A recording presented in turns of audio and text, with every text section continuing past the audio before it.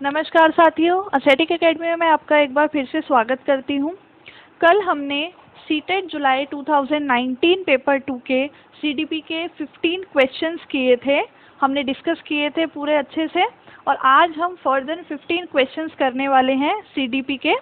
और जिसने भी पहले वाली वीडियो नहीं देखी है, क्योंकि वो भी 15 क्वेश्चंस मोस्ट इम्पॉर्टेंट है from the exam point of view, और जो आज हम करने वाले हैं ये भी बहुत इंपॉर्टेंट है। तो आइए शुरू करते हैं अपने 15 क्वेश्चंस। आज हम करेंगे 16th क्वेश्चन, जो कि कहता है which of the following are examples of effective learning strategies. देखिए, जब पढ़ाने की बात होती है तो कुछ स्ट्रेटेजीज अपनाई जाती है, जब बच्चे को कुछ सिखाने की बात होती है तो कुछ स्ट्रेटेजीज अपनाई जाती हैं। तो उसको इफेक्टिव करने के लिए इनमें से कौन से एग्जाम्पल्स सही हैं। हमारे पास 5 एग्जाम्पल्स दे रखे हैं और उन्होंने पूछा है कि कौन कौन से एग्जाम्पल्स हैं for the effective learning strategies. तो इसका जो आंसर है वो है third, first, second, third, fourth, fifth. इसका मतलब जो ऊपर हमारे 5 एग्जाम्पल्स हमें दे रखे हैं for the effective learning strategies, वो सारे ठीक हैं। देखो, पहला एग्जाम्पल है setting goals and time tables. Obvious बात है कि लर्निंग स्ट्रेटेजी में टाइम टेबल सेटिंग होनी चाहिए, गोल सेट होने चाहिए कि क्या पढ़ाना है, कैसे पढ़ाना है और किन गोल्स को हमें अचीव करना है। और एक तरीके में पढ़ाया जाना चाहिए, एक टाइम टेबल में पढ़ाया जाना चाहिए, ताकि कोई भी चाउज ना हो। ठीक है। सेकेंड एग्जाम्पल यहाँ पे लिखा है making organisational charts and concept maps. देखिए, ऑर्गेनाइजेशनल चार्ट्स का मतलब होता है जब हम लोग एक टीचिंग एड्स की बात करते हैं, ठीक है, एक ऑर्गेनाइजेशनल चार्ट्स बनाने चाहिए, हमें एक प्रॉपर टीचिंग एड्स का यूज़ करना चाहिए। और कॉन्सेप्ट मैप्स होता है जब पूरी यूनिट को हम लोग एक मैपिंग में बांट देते हैं, लाइक उसके सब यूनिट्स बना देते हैं, तो वो हमारा कॉन्सेप्ट मैप्स कहलाता है। इससे क्या होता है कि बच्चा जो है या फिर हमारा पढ़ाने का तरीका जो है, या फिर जिस तरीके से जब हम लोग पढ़ा रहे होते हैं, तो एक बड़ा सा कॉन्सेप्ट को हम लोग जब टुकड़ों में बांट देते हैं तो वो एक इंटरेस्टिंग वे हो जाता है पढ़ने के लिए, पढ़ाने के लिए। ठीक है। नेक्स्ट थर्ड एग्जाम्पल है thinking of examples and non examples. जब पढ़ाना चाहिए, इफेक्टिव लर्निंग स्ट्रेटेजी की बात हो, तो जब आप पढ़ा रहे हो तो आप बच्चे को एग्जाम्पल्स भी बताएं और नॉन एग्जाम्पल्स भी बताएं। ये भी बहुत ज़रूरी होता है एक लर्निंग स्ट्रेटेजी के लिए। ठीक है। जैसे हमने क्वेश्चन आया था हमारा पीछे कि हमें किस तरीके के क्या यूज़ करना चाहिए पढ़ाते हुए, एग्जाम्पल्स, नॉन एग्जाम्पल्स या फिर दोनों यूज़ करने चाहिए। तो हमारा आंसर था हमें examples and non examples both use करने चाहिए।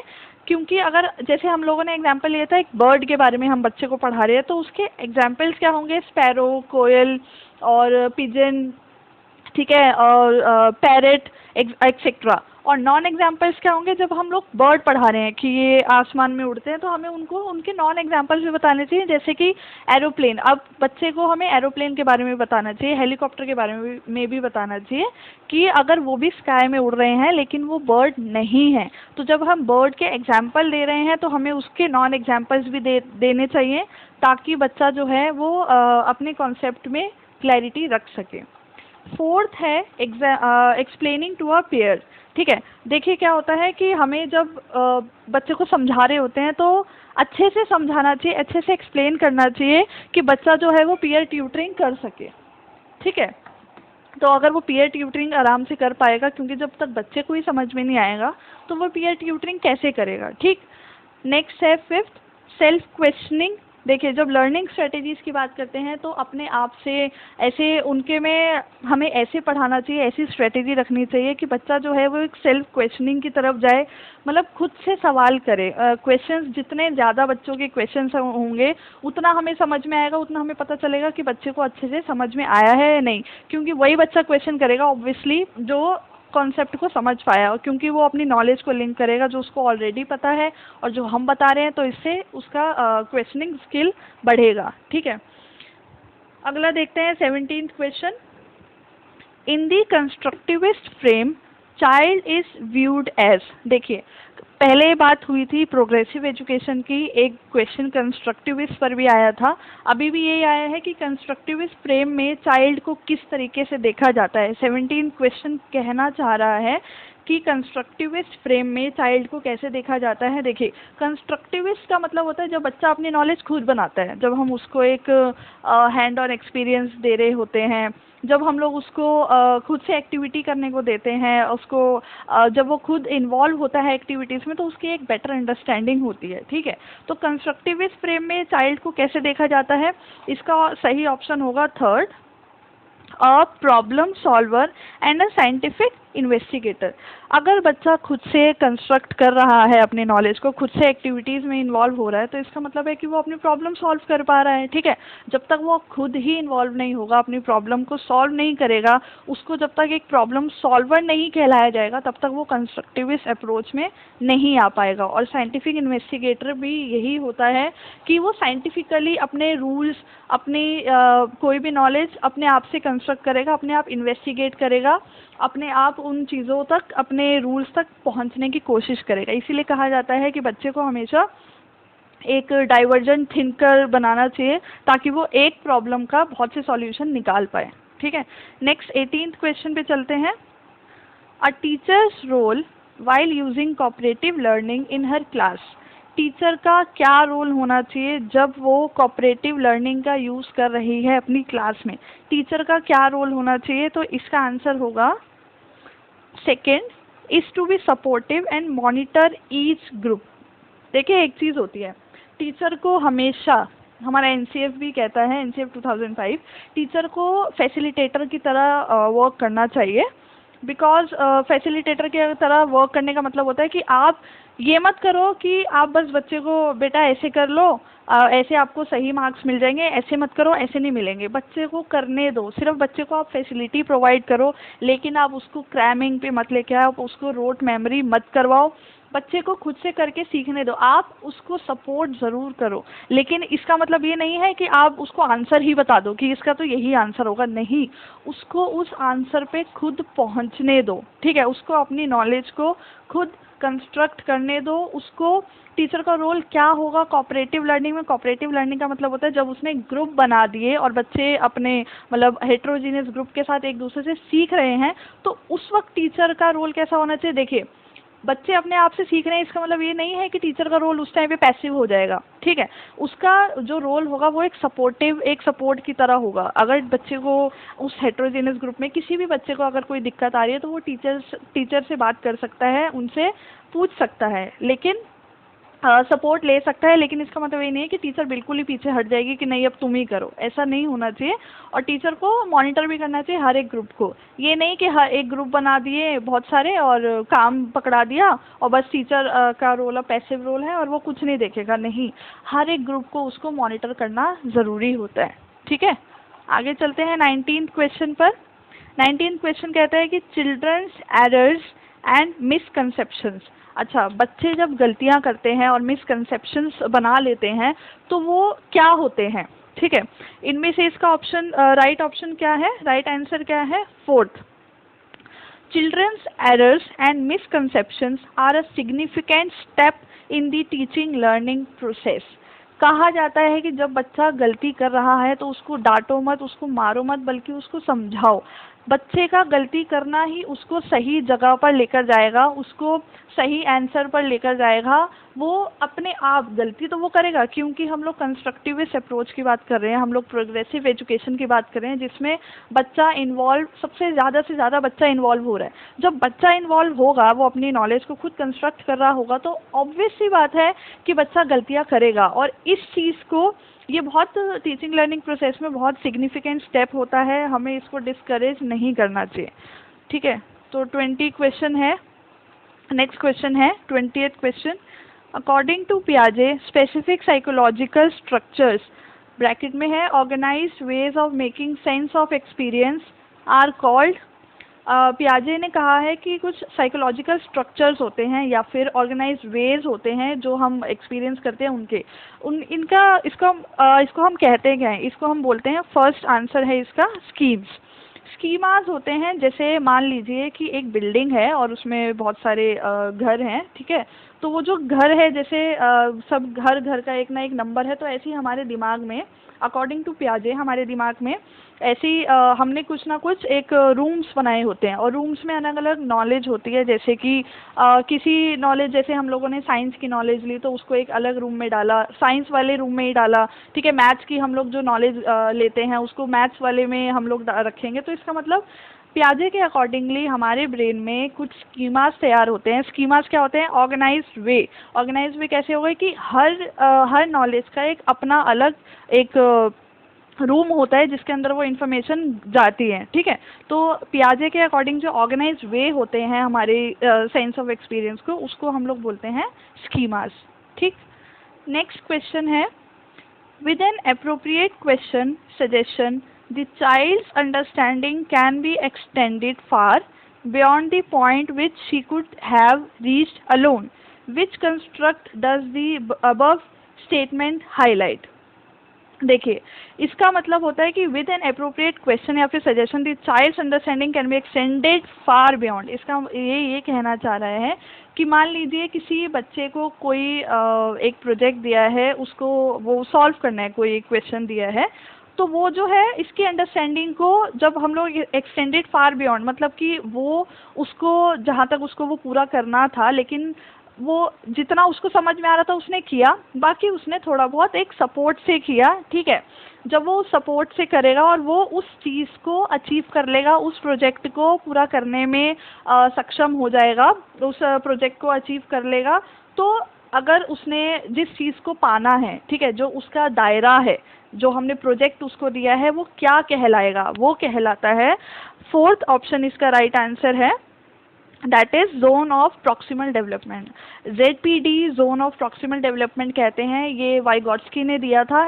जोन ऑफ प्रॉक्सिमल डेवलपमेंट का मतलब होता है बच्चा एक जो उसको हम लोग एक दायरा दे देते हैं कि आपको इस दायरे तक पहुंचना है, आपको इस प्रोजेक्ट को करना है, आपको ये अचीव करना है। जब हम उसको कोई प्रॉब्लम दे देते हैं तो उसको प्रॉब्लम, देखो हमने शुरुआत में उसको एक प्रॉब्लम दे दी, अब बच्चा कहीं, चाहे से वो सर्फिंग करे, चाहे से वो टीचर की हेल्प ले, चाहे से वो अपने पेरेंट्स की हेल्प ले, तो वो तो एक सपोर्ट हो गया, ठीक है। किसकी हेल्प से वो उस दायरे तक पहुंच रहा है, तो वो जो दायरा होता है वो होता है जोन ऑफ प्रॉक्सिमल डेवलपमेंट। मतलब understanding can be extended far beyond the point which she could have reached alone.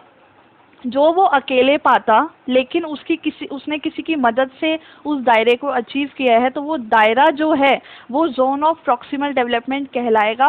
और जो हेल्पर्स आएंगे, उसके जो सपोर्टर्स आएंगे, उस सपोर्टर्स को स्कैफ फोल्डिंग कहते हैं। ये जो टर्म है जोन ऑफ प्रॉक्सिमल डेवलपमेंट और स्कैफ फोल्डिंग, ये वाइगॉट्स्की ने दिया था, ठीक है। नेक्स्ट क्वेश्चन है 22nd, according to Lev Vygotsky, basic mental capacities are transformed into higher cognitive processes primarily through।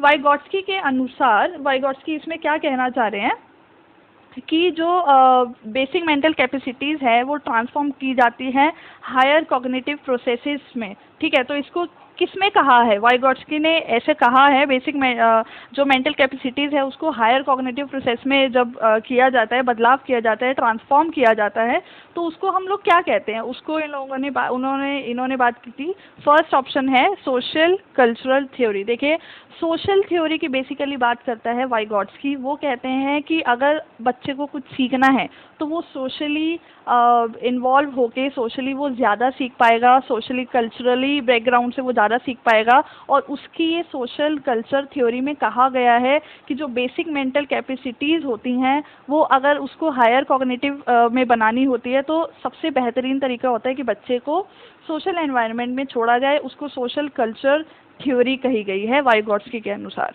ठीक है। नेक्स्ट है 23rd, which of the following statements denotes the relationship between development and learning correctly. इनमें से कौन सी statement development और learning के relationship को सही बताती हैं? तो इसका सही आंसर है 3rd, development and learning are interrelated and interdependent. देखिए एक चीज़ होती है कि डेवलपमेंट और लर्निंग जो होती है वो इंटर रिलेटेड होती है और इंटर डिपेंडेंट होती है।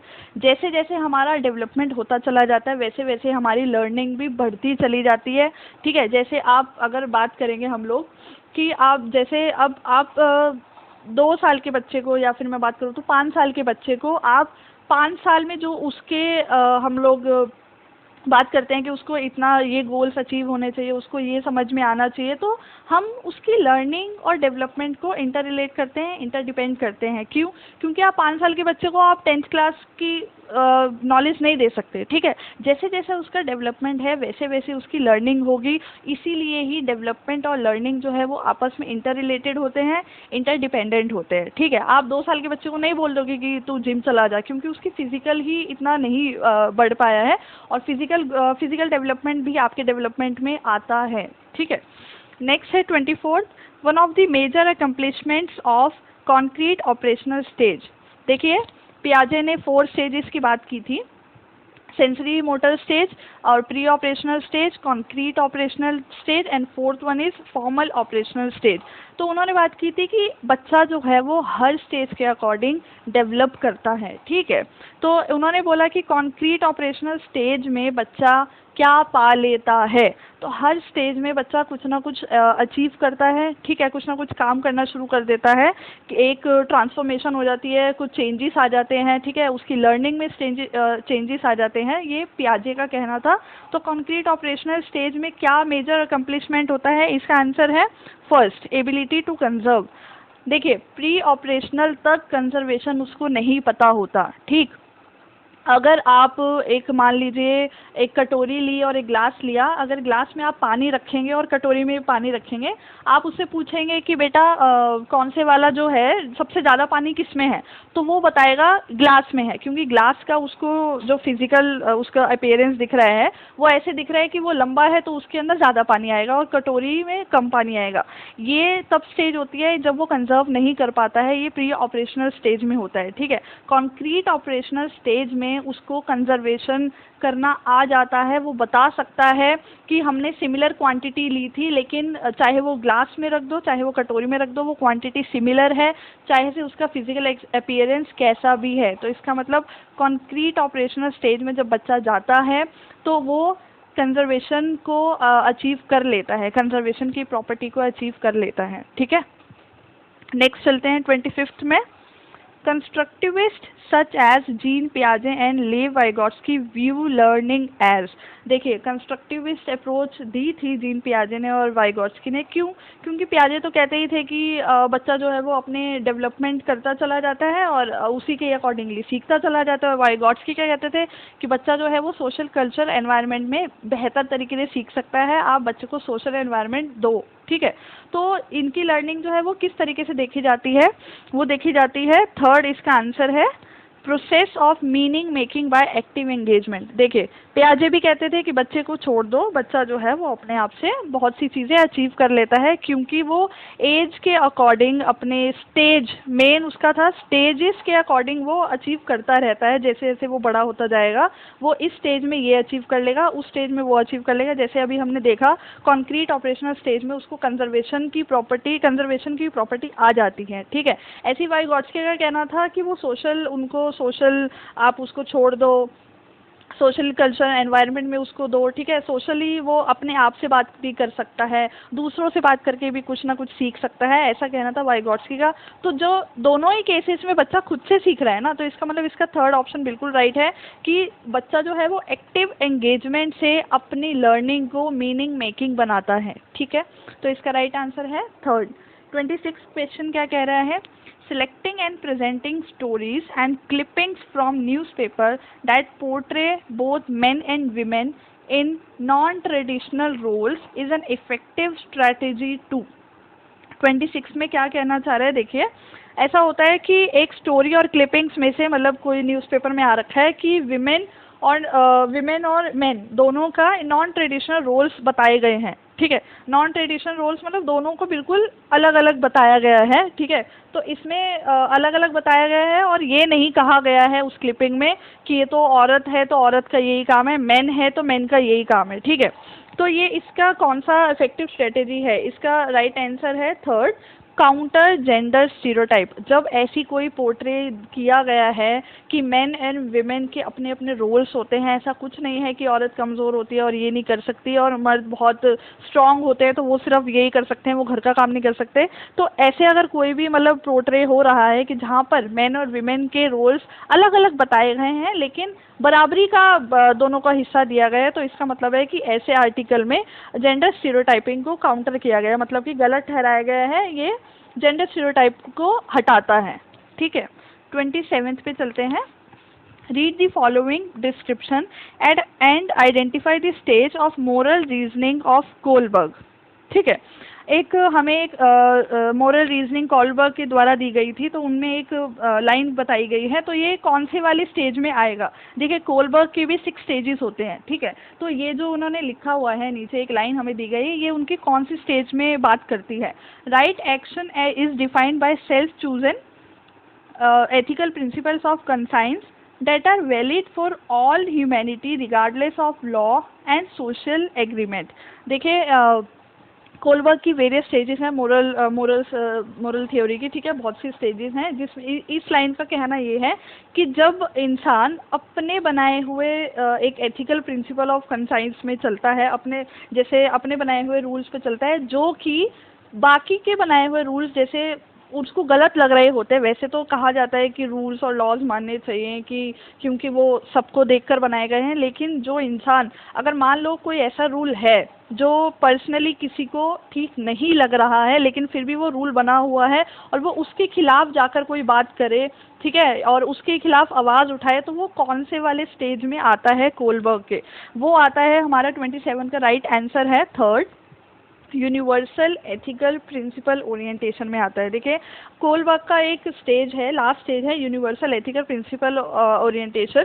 इसमें क्या कहा गया है कि चाहे से रूल्स और लॉज बने हुए हैं लेकिन फिर भी अगर कोई रूल या लॉ ऐसा है जो एक पर्सनली कोई किसी को गलत लगता है कि और कोई उसको अपोज करना चाहता है, तो वो बंदा जो है, वो इंसान जो है, वो यूनिवर्सल एथिकल प्रिंसिपल ओरिएंटेशन की स्टेज के अंडर आता है, जो बनाए हुए रूल्स लॉज को, मैं ये नहीं कह रही हूँ कि बनाए हुए रूल्स लॉज को तोड़ता है, नहीं, लेकिन बनाए हुए जो ऐसे रूल्स लॉज है जो शायद कहने के लिए हैं कि लोगों के हित के लिए है और सोशली बनाए गए हैं और सही हैं, लेकिन उसको पर्सनली ऐसा लगता है कि वो नहीं है ठीक।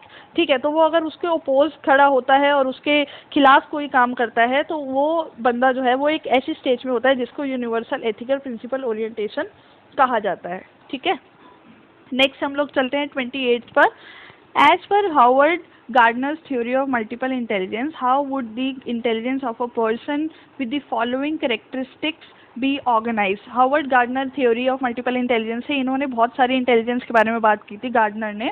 तो कैसे उन्होंने बोला है कि how would the intelligence of a person with the following characteristics be organised. देखिए इंटेलिजेंस ऑफ अ पर्सन इनमें से कौन सी कैरेक्टरिस्टिक के साथ कैटेगराइज किया गया है, तो इसका सही आंसर है 28 का सेकेंड। 28 का सेकेंड इंटरपर्सनल इंटेलिजेंस जिसमें होता है वो बंदा जो है वो सामने वाले से अपनी इंटेलिजेंस के अकॉर्डिंगली एक रिलेशनशिप मेंटेन कर सकता है, जिसमें इंटरपर्सनल इंटेलिजेंस इंटरपर्सनल वो होता है जैसे क्वालिटी होता है, तो वो अपनी इंटेलिजेंस के अकॉर्डिंगली सामने वाले से बात कर सकता है, सामने वाले को अपनी बात समझा सकता है या बता सकता है। इंटरपर्सनल का मतलब होता है सामने वाले को भी समझकर और उसके साथ एक काम करना, उसके लिए कुछ काम करना। ठीक है, 29th का आएगा विच ऑफ द 29th है which of the following should be the reasons for assessment of children. कौन से इनमें से रीज़न है for the assessment of children वो बताने हैं, तो 29 का आंसर है सेकंड।